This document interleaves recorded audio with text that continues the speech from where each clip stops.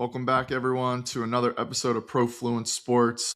The Olympics are here, so I had to bring my guy Rem on. So, Rem, appreciate you hopping on. Thank Excited you. to dive into this one. We had to switch it up with the Aggregate team. And sorry, Ramsey, if you're listening, but we got Rem here. He's going to drop some knowledge for us all today. Awesome. Looking forward to it. So, Rem, give us a quick 30-second, 45-second background. Who are you? How did you end up as the CRO at Aggregate? And then a little bit of what you guys do as an overview before. I'm sure some people have listened to the Ramsey one too, but just for recap. Yeah. So, I'm a co-founder, chief revenue officer here at Aggregate Sports.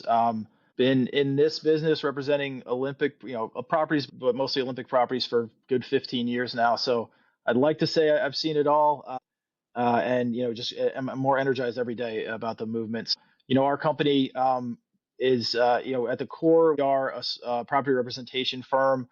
We do specialize in Olympic national governing bodies. We do have other clients that are tangential to them, but every single day we're beating the drum on behalf of about 8 or so Olympic federations here in the U.S. and we love it. I mean, these are the proudly in the middle organizations that kind of fight above their weight and want to do a little bit more for their sponsors. And we serve kind of as that one-stop shop for all the assets from grassroots to event entitlements to TV media, sponsorship, like any way that a brand can reach fans. We try to make it really easy to work with an organization, but also across multiple. So yeah, we've been at Aggregate now for 5 years. Like I said, we've got 8 NGBs. So it's depending on the time of year, we're working on different things, but we've had a lot of fun doing it. And we do really love supporting the Olympic movement. That's awesome. And I guess for people that don't know or understand the structure of this, give it how it operates a little bit, and if you have an example of a brand or something, I think just people, like, they understand that you sell,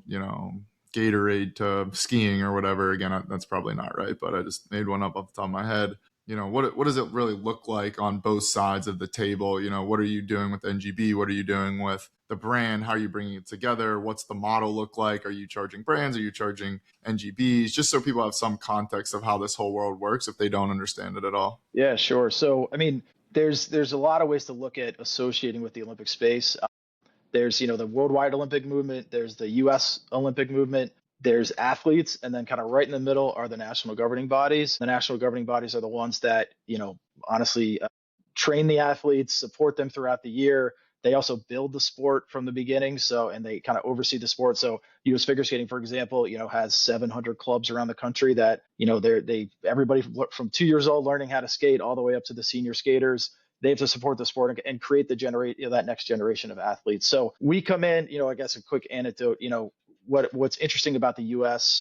Olympic movement and makes us unique, and why NGBs are important, is the U.S. is one of the only countries that don't receive any funding from their government for the Olympics, right, or for the Olympic team. So the U.S. Olympic movement has to work from scratch through multiple revenue streams to support bringing athletes to Milan and training them and making them the best in the world. The NGB route, I guess what people may not understand so much is that even beyond that, every 2 years we come around, we see Milan, we see LA, we're popping into the Olympics right now. The day-to-day of these athletes and what gets them to Milan, right, what makes them the best in the world is the NGBs. And NGBs receive very little funding from the Olympic movement as well. It's about 15 to 20% depending on the NGBs. So how do we come in?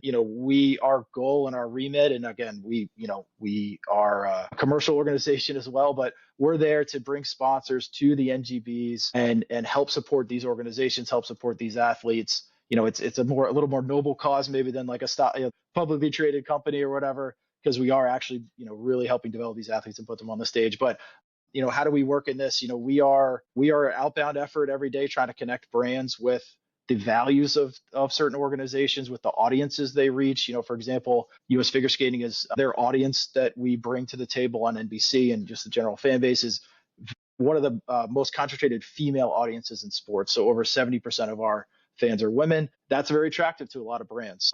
So it starts with the audience. It starts with a lot of research. Who are we providing to your, what customers are we providing to your brand? And then how are we doing it through multiple platforms, through, again, TV, through IP rights, official sponsorship, signage, grassroots opportunities and opportunities. So that's our main remit. Again, we're kind of solidly in the middle, which we're happy to be, where we represent, great best in class organizations who don't have, they need people to sell for them. They need people to go there, be their advocates and bang the drum every day. And then, we try to find those brands and we put them together. And we try to be creative. And I think to that end, we've built a nice business here of finding brands that are either Olympic sponsors, which are kind of rare, they want to come down to the NGB level. That's probably the more of the exception, but it's really the brands that want to appear larger and associate with the Olympic space and not pay the, 7-8 figures a year for the Olympic rings. But when the national championships come around, like they see the ring boards on the Today Show and everything. So there's a big sense of that. We are kind of the underdogs in that, and we make it really easy for brands to work across multiple organizations. So that's kind of how we fit the most in here. Yeah, I appreciate that. That's super helpful. Now, as we head into Winter Olympics 26 here in Milan, obviously you're going there. Jealous of that, I'm sure. Everyone's like, oh, Super Bowl and All-Star. And I'm like, not Italy Winter Olympics, but it seems like there's a little, I guess, touch on this, and I don't want to but it seems like it's a little underwhelming, at least the publicity or the PR right now. Do you feel that? Is it I feel like I haven't heard that much or seen many commercials? Is it just timing? Is there just a lot else going on in the sports world? What's up with the cycle this time around? Interesting. Again, my personal opinion, I work in this every day, so I'm pretty attuned to it. Right. That's what I'm saying. At least from my perspective, going and playing pickleball last night and then I'm going to go play tennis tomorrow and, just watching some NBA or call. It's just I haven't seen much, where I feel like Summer Olympics, I was always seeing commercials or, things. It feels like I've seen maybe a bobsled one here or there on the TV, but it just feels like less than usual. So I'm just curious, now viewing as pure consumer, not sports, work in sports, Andrew, work just consumer fan, Andrew. Good question. I think winter is always a bit of the underdog, right? The ones that have to fight a little bit harder than the track and gymnastics. And again, we represent them too and love them. But I think when Friday comes around and the the opening ceremonies come and there's the flag bearers for the U.S. and then we start with figure skating and hockey and speed skating, it's going to pick up real quick for these 2 weeks. And people are going to be glued to their seats watching because we have some really good storylines. I don't know how much, again, you maybe haven't heard from just general. Yeah, give us a few storylines. Yeah, too. So again, I'm a little biased, but with figure skating, we have three of the four there's four disciplines. We have three of the gold medal favorites. Again, I'm very superstitious, so I don't want to say that word. You're saying United States. We as in the U.S. team, right? The team, the United States has three of the four favorites. We've got the first time the NHL players are going to be playing for the men's team in hockey in 12 years. So big stars, right, coming out and competing against the best in the world. The women, the USA Canada women rivalry is always hot, and they're kind of hotter than ever.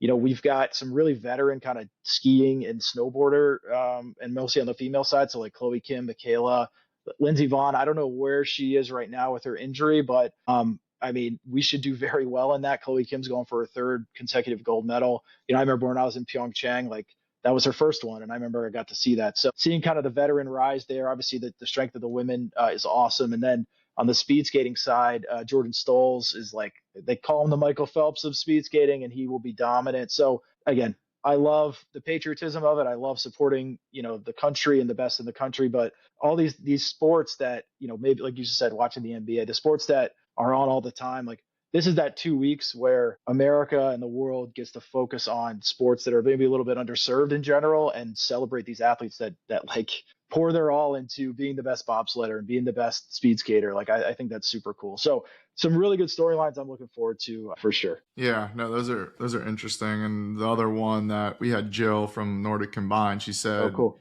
Does that get they need to have a good showing this year so the IOC renews them for 2030. So it's wild just to even have the pressure there. And then they're the only one without women. They have men's but not women's, which is I guess unique. I didn't know that. So yeah, definitely all things to keep an eye on. From the winter, I guess if you could explain the different entities that are involved in the Winter Olympics, right? I just brought up IOC, then there's the NGBs, and there's you that are, connecting brands into the ecosystem.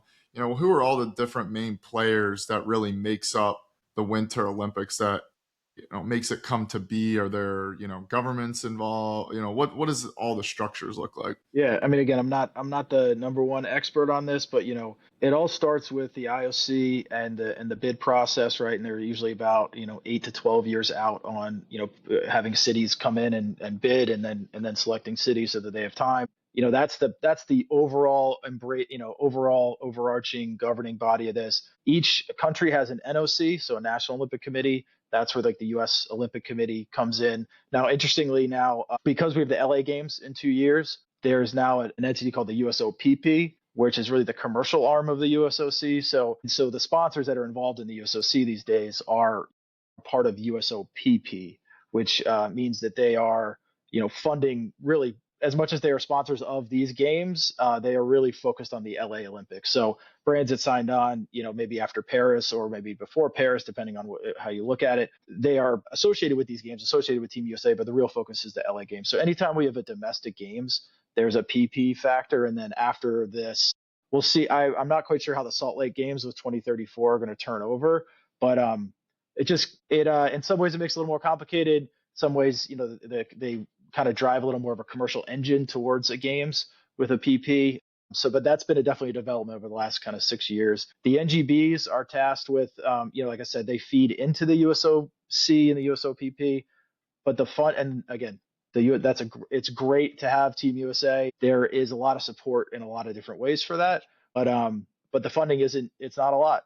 It's less than 20%, 1/5 of the budget. So that's where, again, people like us come in. There's athletes, there's athlete representation, right? So every athlete has an agent, or at least the bigger ones, and so those are, athletes get funded that way, and that's always interesting, because that is a mad dash towards the games. Like the window for the athletes, that kind of 4 to 6 months is like a mad dash, and then it's like, what's the next wave of athletes? And I think the way we look at it is, NGBs are that middle central point of all these things, right? And while we don't represent athletes, we help brands coordinate with the athletes, right? And then I think most importantly, if a brand creates content with that athlete, we run it through our channels on our social media feeds and on TV commercials with Alyssa Liu, for example, like running a TV spot on NBC. So we, I guess, again, we are a little biased, but that's our role in this ecosystem, is kind of supporting everyone and kind of create, like, I guess, reaching that main fan. So that's the U.S. Olympic, I guess, commercial side. I think NBC is a huge player in this too, right? Just having the rights. They're in through 2034, so that's going to be big for the Salt Lake Games. Are super excited about LA and Salt Lake. I mean, NBC to us, pretty much, we saw a lot of TV time and a lot of like, we work with NBC all the time. They are the best in the business. They are world class with their coverage and their production. And I couldn't think of anybody better to work with. So it's great that they support the NGBs as well, and they put on our U.S. championships and our world championships. And just so these sports, they don't just come in every 2 years, right? They don't just come in every 2 and 4 years. They are our fans throughout the year. There are sponsors that want to reach those fans, and that helps us sustain these athletes, right? And sustain and be the best in the world. So to me, those are kind of the main players, at least on the U.S. side, and it all piles into hopefully winning gold medals. I mean, that's really the ultimate goal. Yeah, and I appreciate you laying it all out. It's helpful for just even founders to understand, and just people in general that want to understand more about the industry, of like how much goes into it, right? You sit on your couch and you're like, oh, and it's like, you don't understand all the different connectivity between it, of like the athlete, and the athlete has agents and all these things around it, and everything you laid out. I want to go to this, and again, this is your opinion. I wouldn't say this is anything, but we talked about a lot the lack of funding per se, and this could be really interesting just as college sports and Olympic sports in general in the US continue to, whatever happens down that path. I don't think anybody knows. Yeah. How do you feel about some of these other countries have like a ministry of sport, or they get government funding or whatever? Like, how do you lean towards that's a good thing, a bad thing? Do you have a solution for how it could work? I'm sort of just throwing out, like, if you have any thoughts around that. It seems to be something you've dabbled or talked about a little bit. Yeah, again, my opinion, I am a very pro democracy, a pro very capitalist person, I guess. So a very individual, supporting the individual movement, right, is big for me. So I lean away from the Ministry of Sport. I don't want to be have somebody in some back room select, this athlete from birth is going to be the next thing, and we're going to, I mean, again, minus the performance enhancing drugs and all that kind of stuff. I think that's all probably bad for the sport to have a central place. Again, as American as I can be, I'm more decentralized than that. I think what I would like to see, and I will be happy to kind of go on my little pedestal with this is, to me it seems like there's a disconnect in support. Like, so the Olympic movement, right? You sit on your couch, you watch these athletes perform, and you think about, okay, they need sponsors, they need support, they need money. When we're out there in the marketplace and we're talking to brands, you would think that the national organization supports every inch of the way, right? Supports the athletes, their training on a Wednesday morning, whatever, and they do a little bit, but there's a disconnect in I guess, what interests, right? So the national organization now is very focused on the LA games. The LA games are going to be massively expensive, billions of dollars, right? And they have to be successful. It's great for LA. It's great for the country, big marketing opportunity. But the money that's kind of coming in, that's the hundreds of millions of dollars deals, they're going to the LA games, right? They're going to support that. The big, the dollars are going over there. They're not necessarily flowing like there's too much of a disconnect with the NGB side and probably the athlete side if you look at the national committee. So now we've been lucky to have some brands like Satva and like P&G and Xfinity and CDW, and like honestly more so than I've seen in 10 or 15 years say, okay, we're going to do our Olympic deal and we're also going to support the NGBs. That honestly took a pretty big dip for a while. Like brands, they cost so much to be a national Olympic sponsor. Brands don't really have a lot left, and there's a lot out there. And so I guess I would like to see, not that I like to have this democratic movement, capitalist movement and everything, but it's better. It would be better for the U.S. It would be better for our athletes, competitive, our ability to compete in the world stage, to have a little bit more of a disconnect or more of a connection and support from the national organization and in every day. So the irony of that is that creates an opportunity for people like us. And so I don't want to, I don't want to shoot my own, self in the foot, but for the good of the sport, for the good of the U.S., for the good of, we think about a central organization. There's some competing interests, I guess, on the world stage, or at least on the domestic stage that I'd like to see a little more. Yeah, no, that's interesting. It is. I'm with you on. You want the decentralization. You want fragmentation is the wrong word, but the ability to have each thing thrive on its own. But then you also see what sometimes government money goes to, and you're like, it would be so much better spent on, like if they're going to spend on all this nuts stuff, at least put some towards athletes and sports. So it's like the balance of it. But again, in a perfect world, the government spends perfectly efficiently, and everyone has more money, and brands and companies have more money as well, and so then naturally they're funded better as well. Yeah, I guess the one thing I would add to that is just like what I love about the Olympics and what it's supposed to be is an apolitical thing, right? It's supposed to be 2 weeks every 2 years that you put your differences aside and the war, it's all peace, and yes, you're representing your country, but you're not representing the political nature of your country, or so if you have that centralized organization, things can change so quickly on a whim of whoever's in anywhere in China or whatever, whoever's in power can make these decisions and rip it apart. And I guess I believe in that's not a good thing. So while it would be great to have support, and we have trillions of dollars of our budget or whatever, throw a little bit of that to the Olympics, you lose a lot of control, right? You lose kind of you lose the what makes the essence, what makes the Olympics so special, right? Is that it is supposed to be an apolitical, celebration of your country and the best athletes out there. So I would hope I to see agree. that forever. I agree. Yeah, I'm sure we could talk about that for hours. It's a super interesting topic. Now, you mentioned a few brands, but anyone in particular you guys have worked with? Any cool campaigns we should be expecting to see?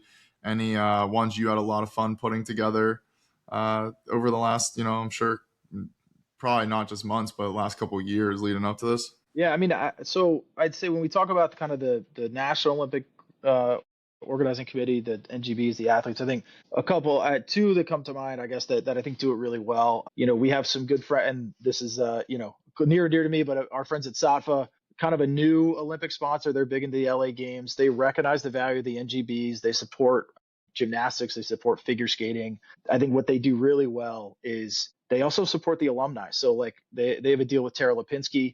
They put her on podcasts, Satva branded podcasts. They put her in print ads. They do a commercial with her. Tara Lipinski is a gold medalist, and she's also the announcer on NBC. That tangential connection with figure skating and the sport, something that people really love. You don't necessarily have to have the current athletes, because while we have wonderful athletes, like you're really putting your eggs in a certain basket. I think you could, like, they've been very savvy and smart about kind of like, all right, we're going to support figure skating. We're going to support, a well-known alumni who is a former gold medalist. So you can associate that, right? And they put her through her association with every channel. They're all about restorative sleep and how important that is to athlete performance. They sent, again, God bless them, but they've spent probably a lot of their own money to send bundles to every athlete of like a foam mattress and a pillow and all this kind of stuff. They're obviously getting some nice, earned media out of that, but like they're savvy and they're great, and at the end of the day, they're supporting the athletes and their performance, and they're latching onto that message that you could be, or you could sleep like an Olympic athlete, right? And that's helping them sell mattresses, and that's again why we're here. I think it was funny. I was looking at this. It says I have no self interest in this one, but Airbnb, they're a worldwide Olympic sponsor. They don't support at least any NGBs we work with, but they look at Milan, I guess. So when I was thinking about this, and I went to Pyeongchang, the world descended on this little coastal community in Korea, like not a major city. They had to open up their doors to all these people coming in. The logistics is crazy for 2 weeks. So Milan is a city, a bigger city, but it's like a million and a half people. They're expecting 1.5 million people to come to Milan. So it's basically going to double in size. Hotels are scarce, right? I mean, we're fortunate we got a hotel, but like, anyway, it's a lot of stress of the infrastructure. The coolest part beyond, the representing your country is the local nature of the Olympics and like kind of experiencing the culture, right? Like we're going to go to Milan and, eat the food and try to live like the Milanos do. And I think that is such an important part. And I saw that in South Korea. So what Airbnb is doing is really trying to like promote that and open up kind of, first of all, house some of the athletes during training, but also like they did a great kind of ground job of knocking on doors, getting new hosts, opening up Milan and the people's homes and the culture to travelers. And like I guess all their creative and all their kind of messaging around the Olympics is that. And like, that's just such an important, beyond the athlete performance, and we want to win gold medals. To me, the second most important thing about the Olympics is like that spirit of like, the world is descending on this place. This is your chance to market your city and your way of life, and live like the Milanos do. And I think Airbnb is in that unique place where they can do that, and I think that makes a ton of sense. So more power to them, and I hope that really helps them again sell more rooms, right? Like that's where we're all in it. But connected to that message, I think is awesome. So those are two that I was thinking about. Yeah, I love that. Those are great examples, and it's cool to see. I'm sure you have fun with the creativity of some of these things and how to, get There's more than just smarter people than me. There, but that's what makes us all great, right?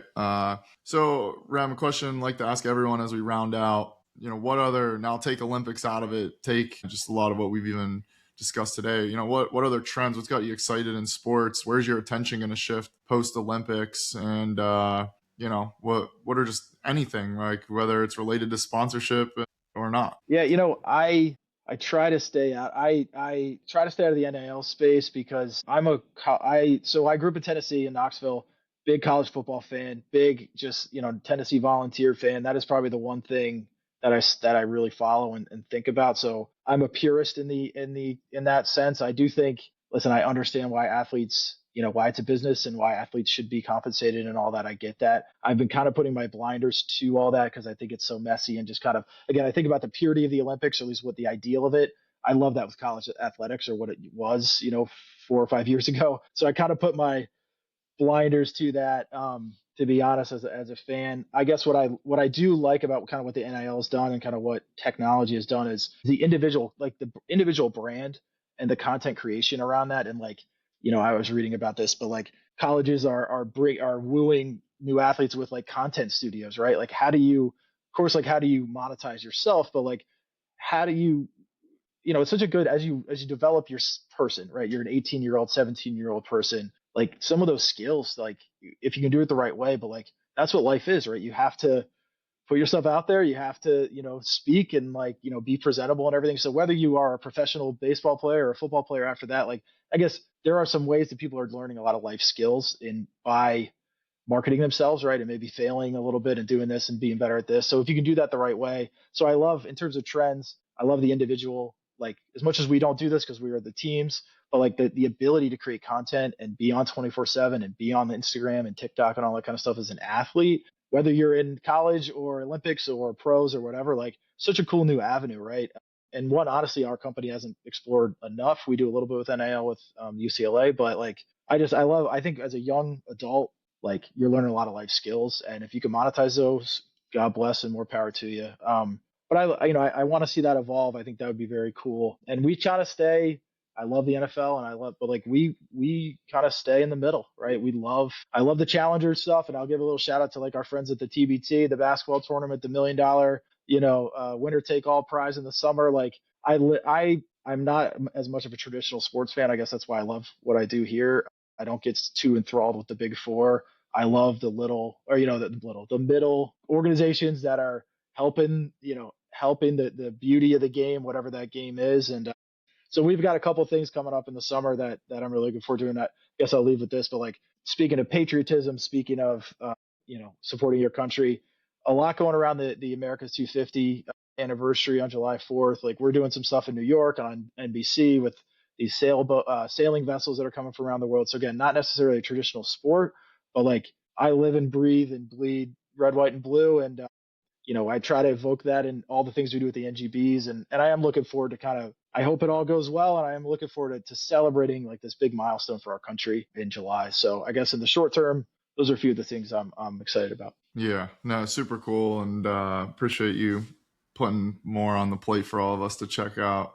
Yeah. It's wild how much sports, the calendar, it all mixes. And then the last thing I'll say, I agree with your point about NIL. I always say that we'll see how it plays out across Olympic sports, but at least football and basketball, I think will create some of the next greatest entrepreneurs or just people, Yeah. because before you're just training, like you said, everything was built around have the best facilities to be the best athlete. And now as like AI makes education easier where you can learn things faster, you need to worry less about the school component and what you don't like, but you'll learn about the things that matter more, at least from a personal standpoint of the money. And then maybe you'll have money in your bank account to take a risk, and then you'll learn how to speak and you'll build a brand, and it's like going to create all the things. Like I firmly believe like a lot of the next great entrepreneurs will come out of I think already there's a bunch, but will be former college, athletes, and even more so because they're going to get even more real world training than before. So I love it. Yeah, you got to I'm have the with you on that. drive. You get the drive instilled as you as an athlete, right? And then you move that into the business world. I mean, so many. Anyway, that's what you got to do every day, right? It's the same Yeah. kind of thing. You're just not playing basketball. So I'm excited about that. And we'll check in 10 years, right? We'll see how some of these guys are doing. And yeah, maybe they'll be on your pod.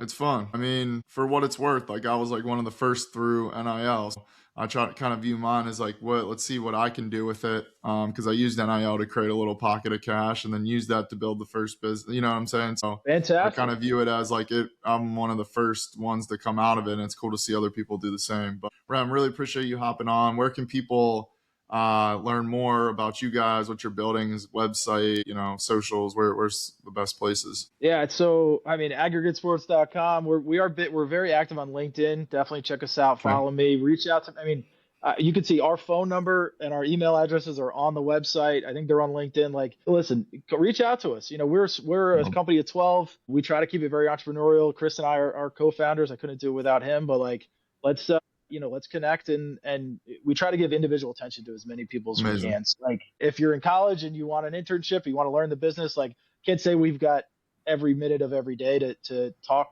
to you, but reach out and put yourself out there. And that's why we put our information out there so that the next entrepreneur, the next guy, we are fully entrepreneurs. We want to hear from you. So love that.